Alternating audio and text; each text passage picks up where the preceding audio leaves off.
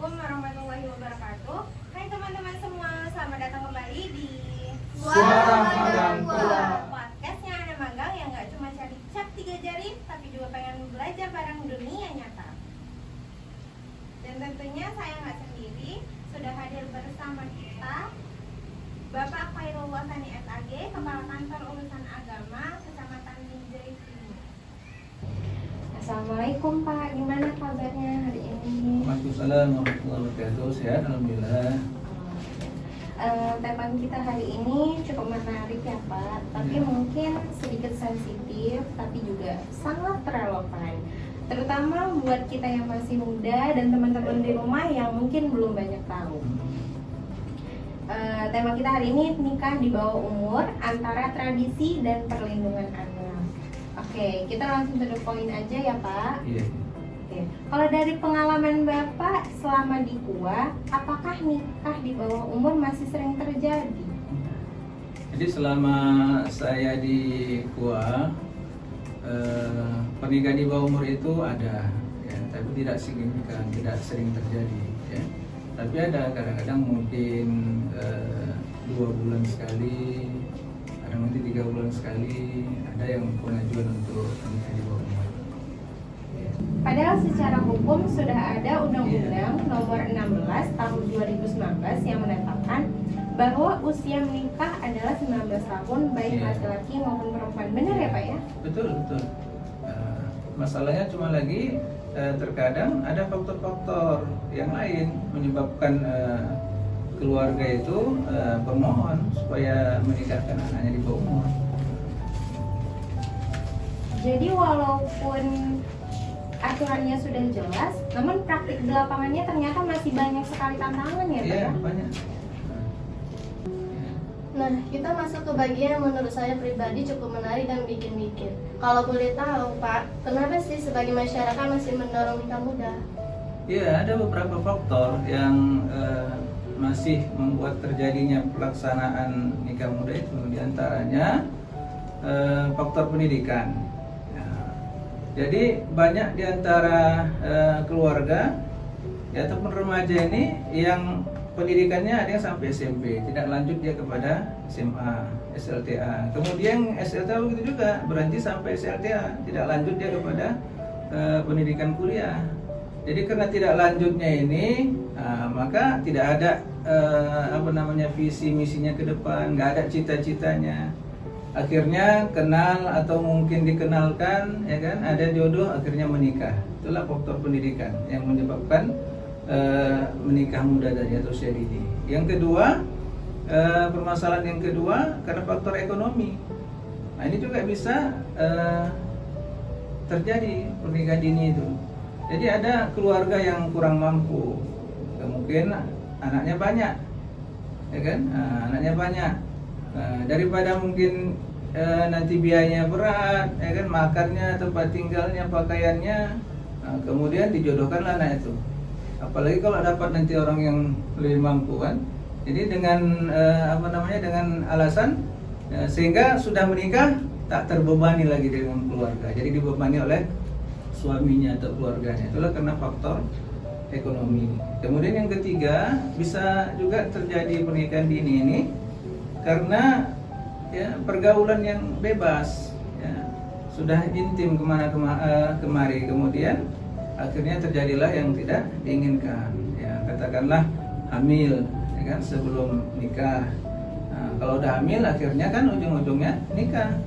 Ya, padahal usianya masih di bawah dini, di bawah umur, masih 15, 16, tapi karena udah hamil akhirnya dinikahkan. Inilah faktor-faktor yang menyebabkan masih terjadinya pernikahan di usia dini itu. Padahal nikah itu bukan solusi yang instan ya, Pak. Apalagi kalau belum siap. Nah, terus gimana tanggapan Bapak tentang cara pandang lama yang masih melekat? Contohnya ada yang bilang daripada pacaran lebih baik nikah, atau daripada nanti bikin malu keluarga mending disahkan aja. Bahkan ada yang bilang zaman dulu orang tua kita juga nikah muda dan baik-baik aja kok. Ya, kita sebenarnya kalau pandangan saya nggak bisa menafikan apa yang dinyatakan oleh orang-orang tua kita, ya kan, ada betulnya. Tapi kalau kita samakan dengan zaman sekarang ini nggak bisa kita samakan, karena orang-orang tua dulu kan mereka belum ataupun kurang mengetahui bagaimana negatifnya, akibatnya kalau seandainya pernikahan di usia muda atau dini. Karena banyak kita lihat ternyata ketika pernikahan dini itu terjadi ketidaksehatan reproduksi. Nah, jadi makanya kita cegah usia dini itu supaya jangan terjadi ketidaksehatan reproduksi itu. Begitu juga banyaknya terjadi stunting, ya kan, anak-anak yang kurang sehat ketika dia lahir. Kenapa? Karena terlalu muda waktu menikah, ya kan. Begitu juga faktor fisik ataupun mental yang belum siap kalau seandainya masih muda, sehingga kita tengok banyak yang pernikahan dini ini setiap harinya bertengkar terus, ya kan, nggak ada nyamannya. Apalagi kalau seandainya dia belum tahu bagaimana mengatur rumah tangga yang baik. Nah, itulah makanya yang terbaik itu ya kalau bisa tentunya pernikahan itu sudah siap, ya, itu dia sudah siap. Nah itu dia, nikah muda itu punya banyak risiko kayak stunting, putus sekolah, sampai rawan kardiak, ya Kak. Iya, apalagi masa remaja itu masih belajar dan berkembang, bukan masa mengurus rumah tangga. Iya betul, ya, betul. Remaja itu ya masih belajar. Kalau bisa ya ketika kita remaja itu ya kita belajar bagaimana nanti kalau seandainya yang perempuan menjadi ibu rumah tangga yang baik, ya kan, apalagi dari segi agama. Karena rumah tangga itu kan ada kewajiban, ya kan, ada hak kita. Nah, sehingga kalau kita udah tahu apa yang menjadi kewajiban kita, misalnya sebagai seorang istri yang untuk hormat patuh pada suami, kemudian juga suami tahu kewajibannya untuk memberikan nafkah, ya kan, sayang kepada istri. Kalau udah tahu ini dengan belajar tadi, maka insya Allah setelah menikah jadilah rumah tangga yang tenang, ya kan, sakinah mawaddah warahmah. Ternyata banyak yang nggak tahu juga nih Pak, kalau KUA nggak cuma catat tapi juga cegah. Nah ini yang banyak mungkin teman-teman di rumah, mungkin yang cuma tahu KUA ini cuma tempat daftar nikah. Tapi juga sebenarnya KUA juga aktif banget ya Pak ya buat mencegah nikah usia dini. Iya, karena sesuai undang-undang tadi, karena memang kalau memang kita diamanahkan untuk batasan umur tadi laki-laki dan perempuan itu 19 tahun, ya, maka kami dari KUA sering memberikan penyuluhan. Nah, karena di KUA ini ada penguluh, ada juga penyuluh yang bertugas untuk memberikan penyuluhan kepada masyarakat. Jadi penyuluh inilah yang di tengah-tengah masyarakat ya menyampaikan kepada masyarakat bahwa batasan umur itu tentunya 19 tahun. Tapi juga ketika keluarga sudah ingin mengajukan pernikahan di bawah umur ini, masih ada jalan keluarnya dengan mengajukan dispensasi ke pengadilan. Jadi kalau seandainya pengadilan mengizinkan, maka bisalah terlaksana ya, nikah di bawah umur tadi. Tapi dengan adanya dispensasi dari pengadilan. Berarti KUA ini juga sebagai garda terdepan ya Pak ya? Iya, insya Allah. Nah, sekarang kita masuk ke bagian menurut saya cukup menarik dan mungkin banyak dari teman-teman yang bertanya-tanya. Apakah seluruh proses pernikahan di KUA tidak berbayar atau ada jenis layanan tertentu yang dikenakan biaya, Pak? Ya. Jadi di kantor KUA ini sebenarnya pada umumnya tidak berbayar. Karena kan ada rekomendasi, ada legalisasi, ya kan? Nah, namun ada juga yang berbayar. Yang berbayar itu adalah pernikahan yang di luar kantor. Nah, jadi kalau di luar kantor itu berbayar. Kenapa? Karena petugasnya datang ke rumah, ya kan? Kadang-kadang jauh-jauh, hujan-hujan lagi, ya kan? Berarti kan ada transportnya. Nah, makanya berbayar. Nah, jadi kalau seandainya di rumah itulah makanya berbayarnya sesuai dengan aturan itu 600.000.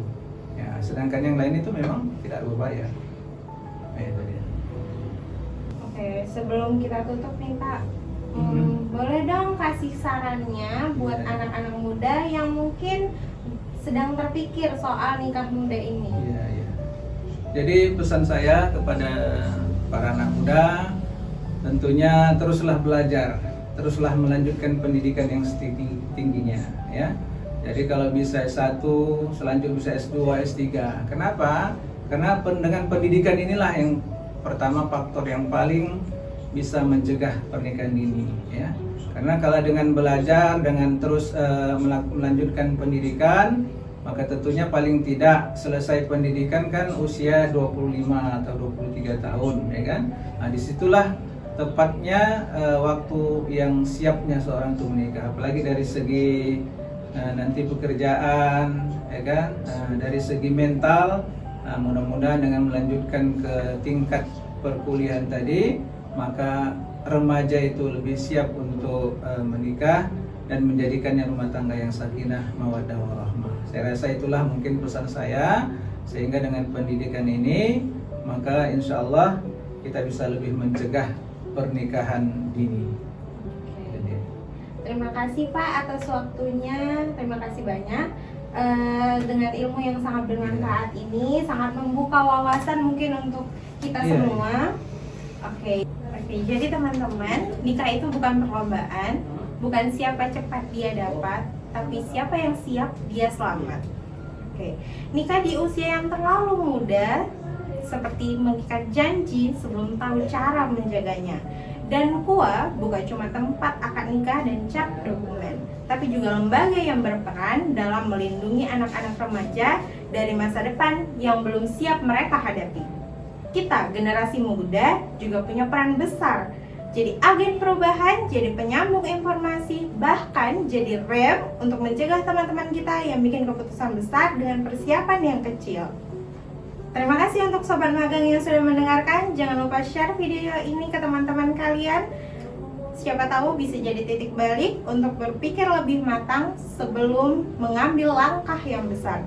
Saya Suhaila dan rekan saya Dina Sauliadina bersama Kakua bin Jatimur, Khairullah Sani pamit undur diri. Wassalamualaikum warahmatullahi wabarakatuh.